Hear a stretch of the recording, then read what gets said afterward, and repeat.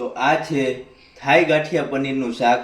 તેમાં થયું એવું એક દિવસ કે એક નોર્થ ઇન્ડિયન શેફ કાઠિયાવાડમાં ફરવા આવ્યો અને એને લસ્સીમાં રોટલો ચોળીને ખાઈ લીધો અને એમાં કોકે થાઈની ચટણી નાખી દીધી. તો આખું ફ્યુઝન થયું.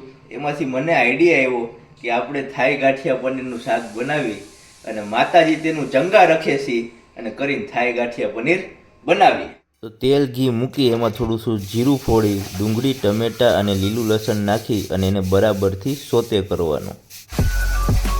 હવે આપણે એમાં આદુ લસણ મરચાંની પેસ્ટ નાખશું, થોડી સી યલો થાઈ કરી પેસ્ટ અને Indian spices Kashmiri red chilli, cumin, coriander, kitchen king અને સ્વાદ અનુસાર સોલ્ટ. હવે આપણે એમાં પનીર ઉમેરીશું અને રતલામી સેવ ઉમેરી અને તમારું થાઈ પનીર ગાંઠિયાનું શાક રેડી. થાઈ ગાંઠિયા પનીરનું શાક તૈયાર છે. થાઈ ગાંઠિયા પનીર આપણે ખાઈએ. ઓહો બાપુ, મોજ પડી ગયો.